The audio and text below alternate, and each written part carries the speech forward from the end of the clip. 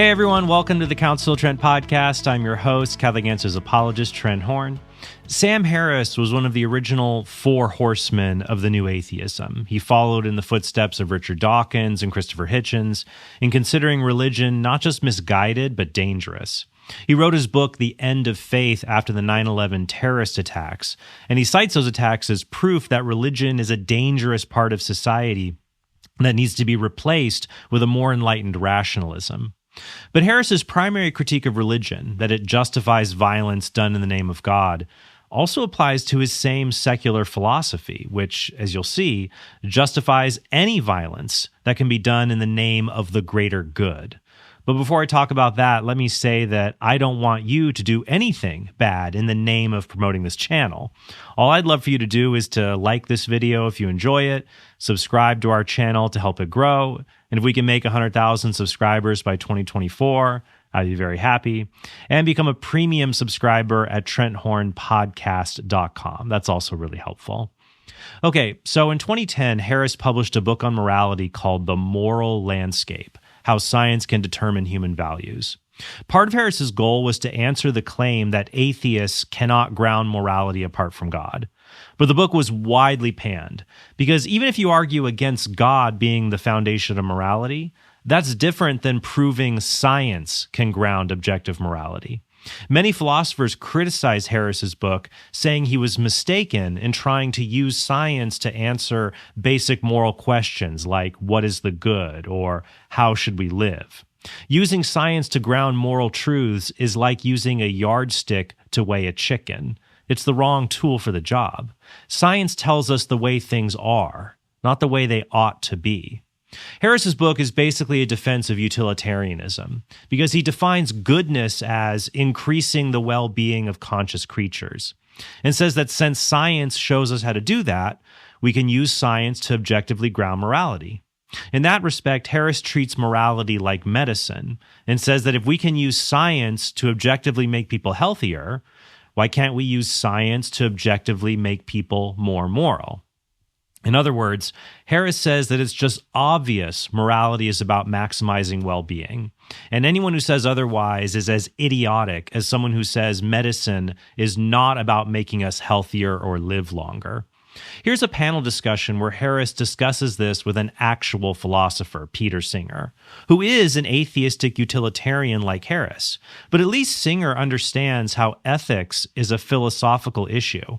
It's not a scientific one, and these important questions about human life can't be answered from science alone. Those value premises that you mentioned, but obviously not everybody does. But Peter, why can't you do the same thing? Why can't you attack the philosophical underpinnings of medicine the same way? Mm-hmm. If you're continually vomiting, you should go to the doctor and get X, Y, and Z. But that just assumes you don't want to continually vomit. Yeah, it does, exactly. What about the person who wants to continually vomit? But that's an assumption. I mean, your example was, if I want to live longer, then I should. But not everybody does want to live longer. But that's shorthand for a whole suite of concerns that everyone recognizes are the only intelligible discussion about human health. And now if we can find one person who says, listen, I like vomiting, I like continuous pain, and I'd like to die tomorrow, he's not offering an alternate medical, health-based worldview that we have to take seriously. He just doesn't get invited back to the conference about medicine. But so it could be with the conference on morality. That's all. But look, I do spend time at conferences where we discuss the technological imperative, the fact that you now have more equipment that can prolong people's lives. Should you use it? I mean, that's an ethical question that medicine doesn't really help you to answer. No, okay, but that's a false use of my analogy. I'm not saying medicine can answer these things. I'm saying that question of whether we should use medicine in this way is intelligible in a larger space where we talk about human well-being. So it's intelligible, but it's not answered. Just because science can do something like increase our lifespan, it doesn't follow that we have a moral duty to do what science lets us do, such as increasing lifespans, or that it's good to do that. Some people would rather accept death after a life well lived into their 90s instead of prolonging the inevitable. Or what if science could keep us alive forever, but our brains would be stimulated to think they're in something like the Matrix? Would that promote our well-being? Once again, that's a moral question science can't answer. Here's part of the moral landscape that echoes what Harris said to Peter Singer. I wonder if anyone on Earth who would be tempted to attack the philosophical underpinnings of medicine with questions like, what about all the people who don't share your goal of avoiding disease and early death? Who is to say that living a long life free of pain and debilitating illness is healthy?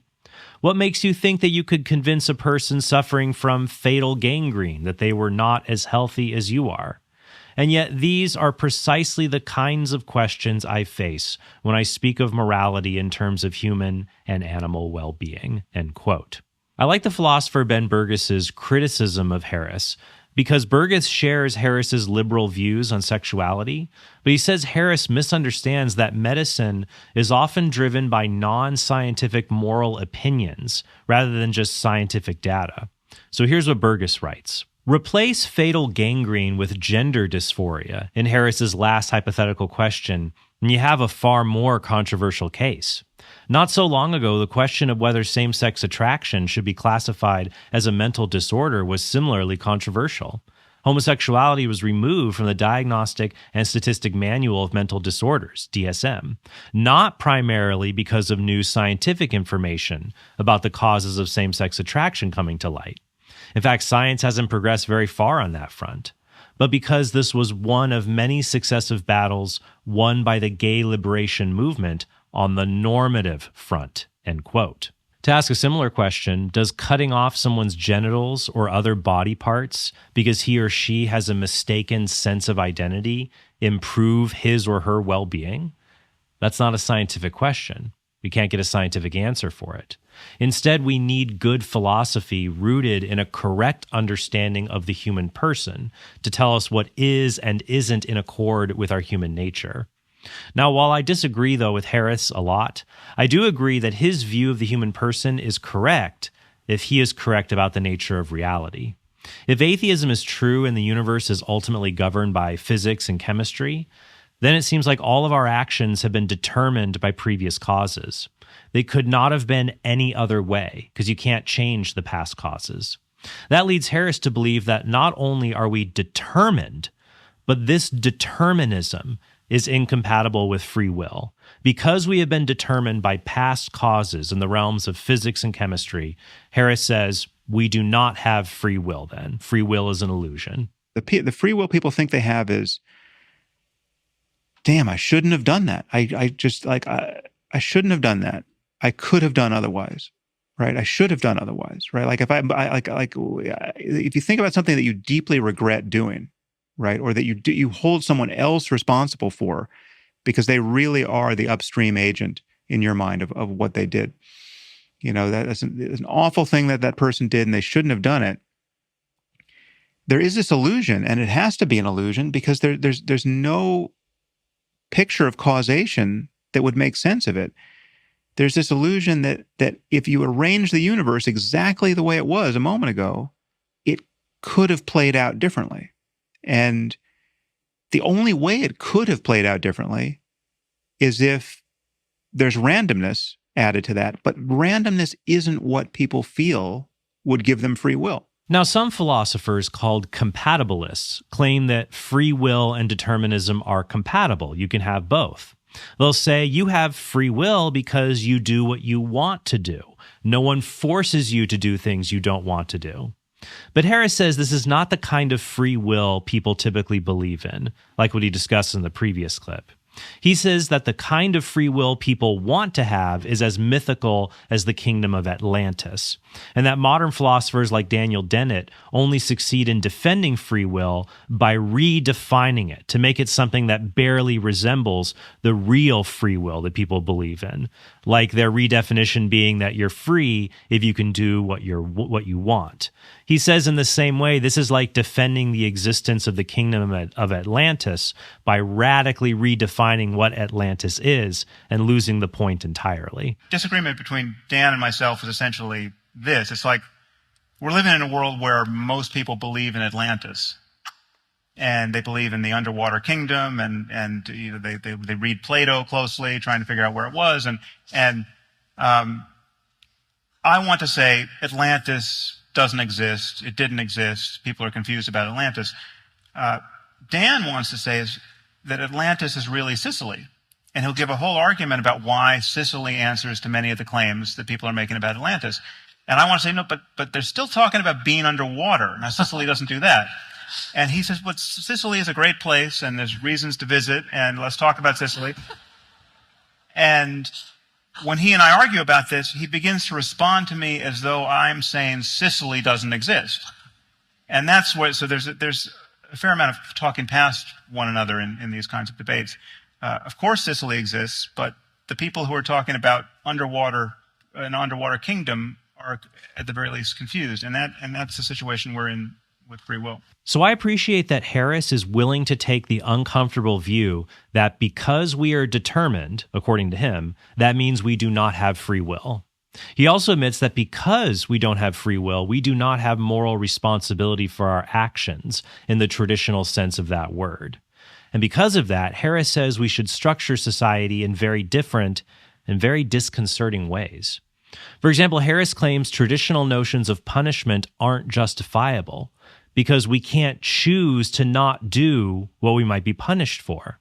Instead of punishing people because they chose to do wrong, since you can't really choose anything, Harris says we have to treat human harms like every other harm in the universe, since they're all equally the product of physical forces.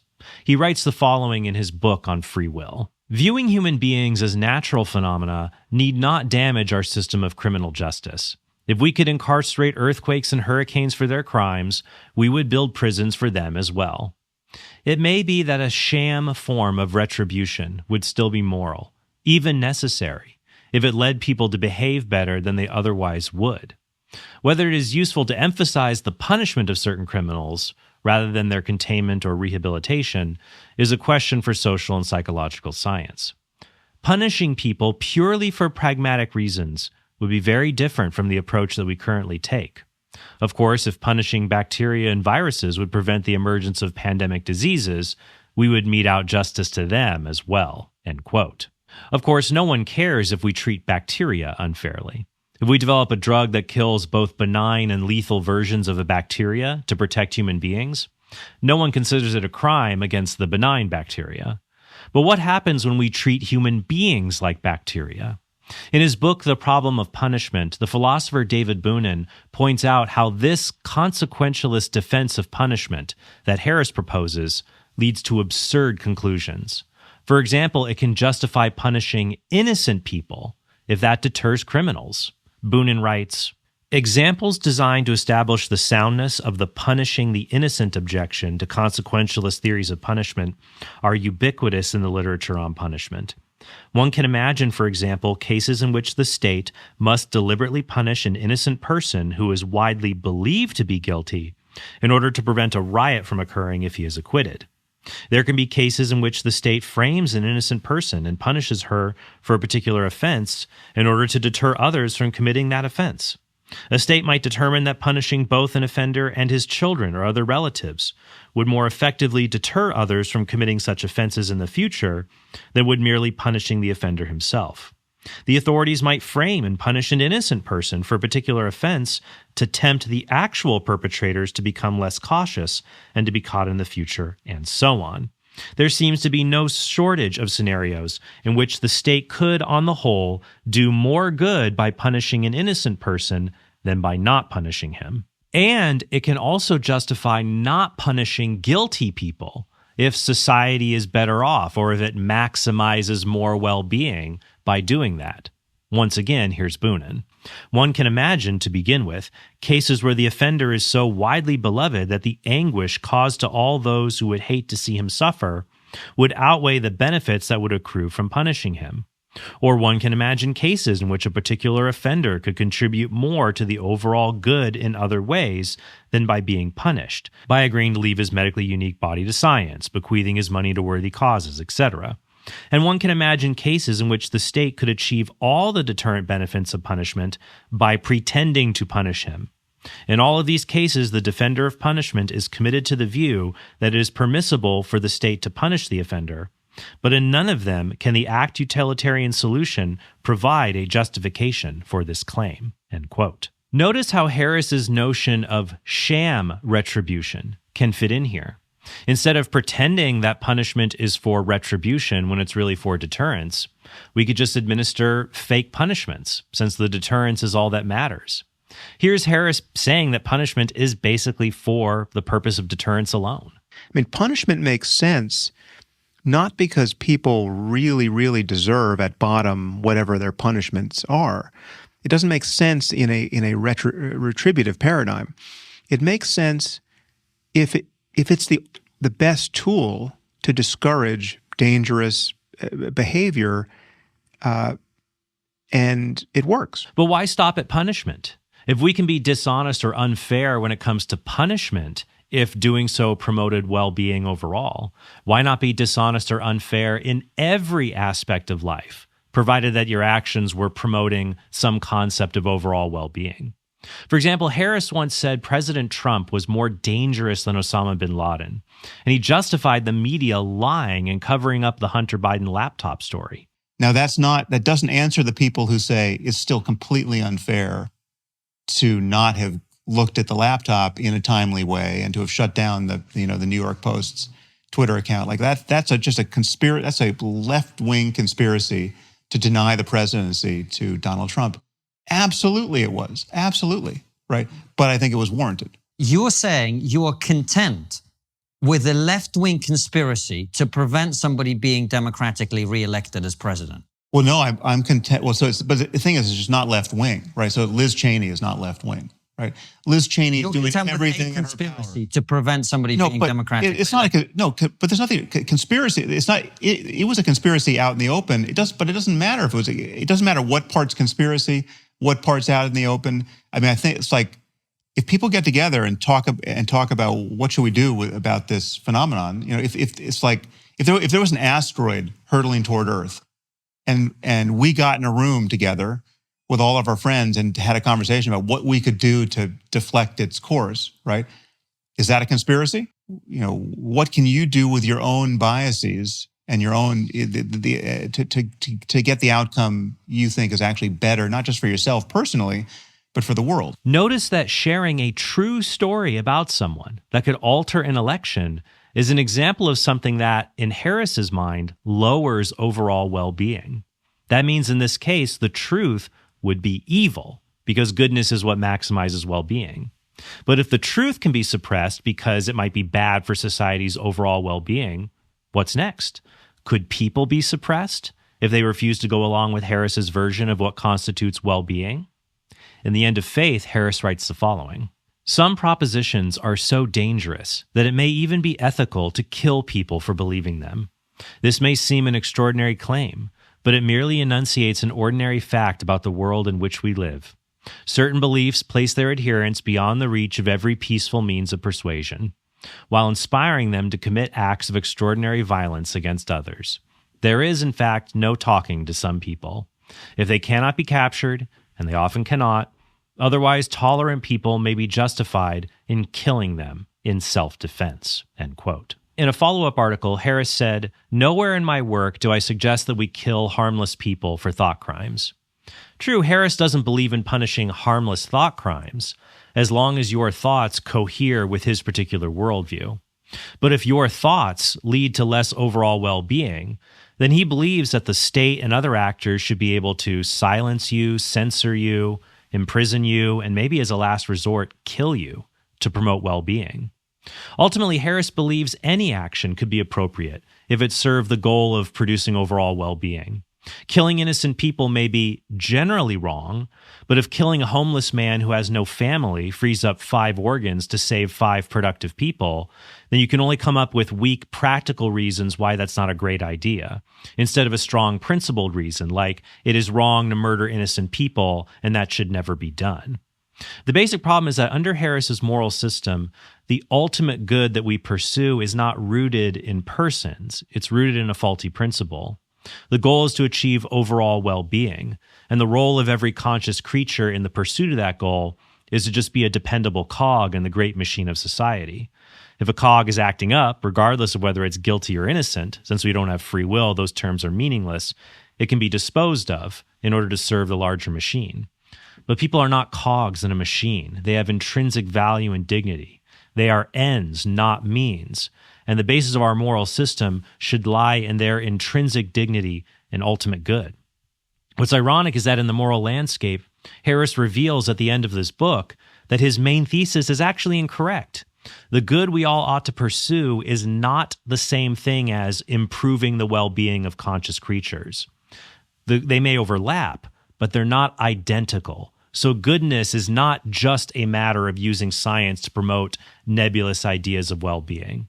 Here's what Harris writes. It is also conceivable that a science of human flourishing could be possible, and yet people could be made equally happy by very different moral impulses. Perhaps there is no connection between being good and feeling good, and therefore no connection between moral behavior, as generally conceived, and subjective well-being. In this case, rapists, liars, and thieves would experience the same depth of happiness as saints. It would no longer be an especially moral landscape.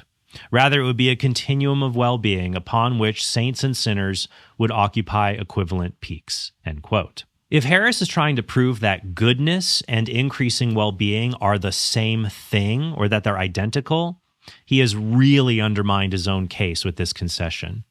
That's because if two things are identical, there is no possible world where they're not the same thing. 2 plus 2 is always identical to 4. In any world that is conceivable, they are always the same thing. That's what is meant by them being identical. But when Harris describes a possible world where evil people are the happiest overall, he's proven well-being and moral goodness are not identical. And if they aren't identical, they aren't the same thing. Therefore, increasing well-being is not what makes goodness good. Instead, a deeper framework that recognizes God as the highest good and our status as creatures, that helps us better understand morality.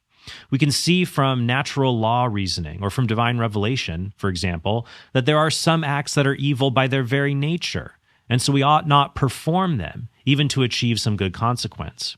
That's why St. Paul says in Romans 3:8, it's slanderous to accuse Christians of believing we can do evil that good may come. A religious perspective also explains why we should favor the well-being of humans over other conscious creatures, since humans, even disabled or immature ones, have a special value bestowed by God that is not found in other creatures, which is a topic I actually explored in a previous video if you want to check that out. Finally, some atheists might object that religious ethics fare no better than Harris's consequentialism, because God could arbitrarily command us to do evil, or he allegedly commanded people to do evil in the Old Testament. That's an important topic that deserves its own treatment. I plan to address it in future episodes.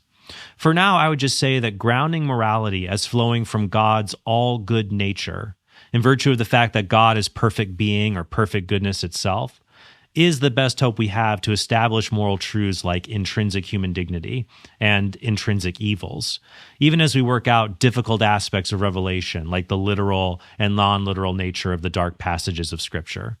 That's better than subscribing to a secular moral system that is false because it contradicts clear moral intuitions we have about human value and moral conduct. And if you have any ideas of topics related to God and morality you'd like to see addressed here on the podcast, please leave those suggestions in the comments below. So thank you guys so much, and I hope you have a very blessed day.